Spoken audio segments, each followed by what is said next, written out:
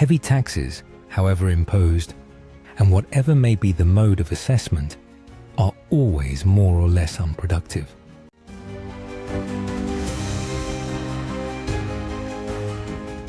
High taxes, sometimes by diminishing the consumption of the tax commodities, and sometimes by encouraging smuggling, frequently afford a smaller revenue to government than what might be drawn from more moderate taxes. It's quite ironic, Mr. Smith. You dedicate yourself to enforcing taxation, yet you stand firmly against it. In Roman times, a publicani, tax collectors, overseeing trade and customs, would likely be enforcing a tariff at a portorium station, a tax checkpoint, where goods entering or leaving a province were taxed. Salve, mercator. Quae merces portas? Hoc injustum est. Non ne satis lucri Romani habent. Mercatores premimur dum divites ditiores fiunt. Domine Miles, iam tributum in aliis portoris solvi. Curiterum solvere debeo. Iusa senatus et principis sunt clara. Sine tributo nulla merx transit.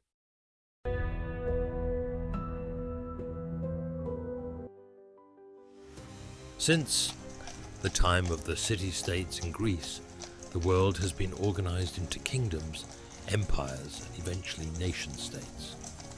The machinery of the state is its bureaucracy, layers upon layers of administration designed to govern its people.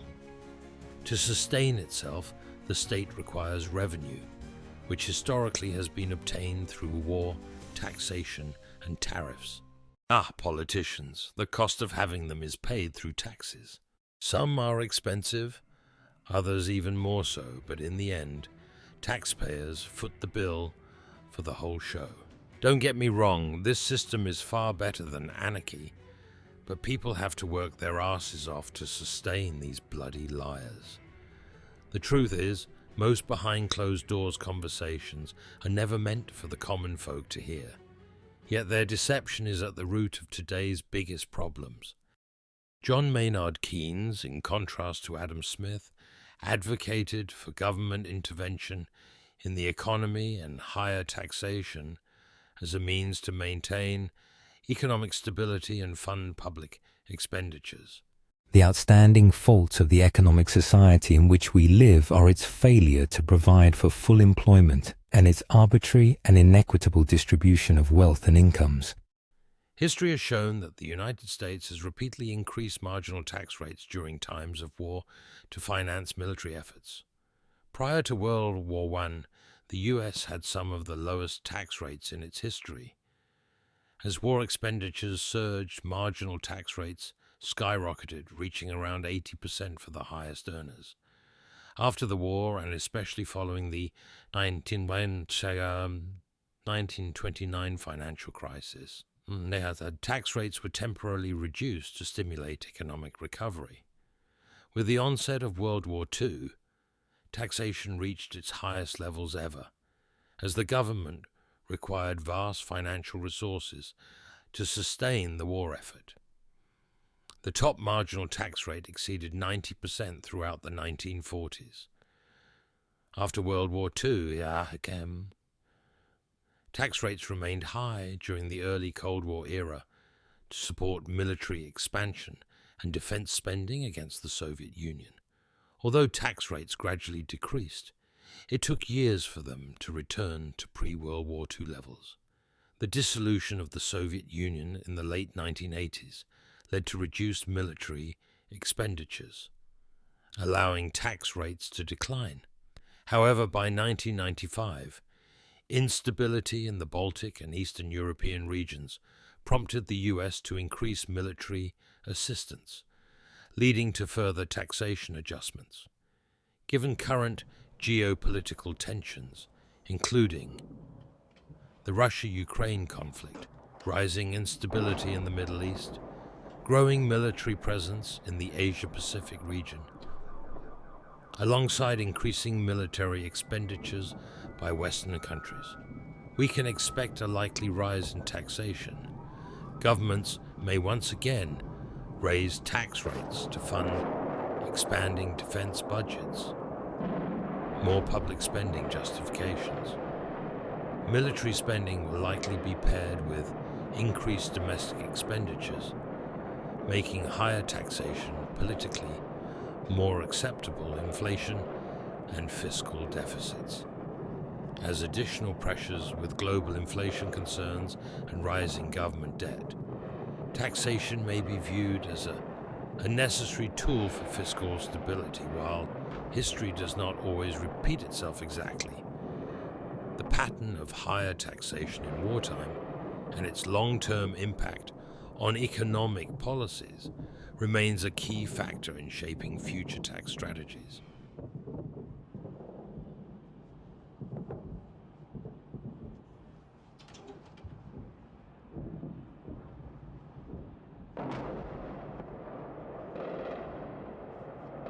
In fact, I might agree with Keynes. High taxation, when compared to GDP growth, has shown little to no direct impact throughout the course of the 20th century.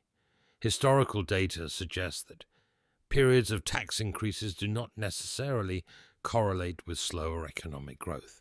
Instead, other factors such as wars, economic crises, and global market shifts have played a much more significant role in influencing GDP. Wars are wars. They are one of the most fascinating yet horrifying topics. While many are repulsed by the gruesome scenes, from an economic perspective, wars can be incredibly profitable for some. When you hear the call to fight in defense of your country, think twice.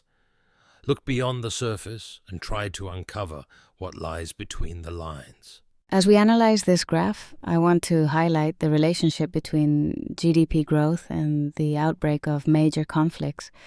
First, during World War I, we see a notable shift in economic activity as nations mobilized for war. Then, leading up to and during World War II, another significant economic surge occurs, driven by increased military production and government spending.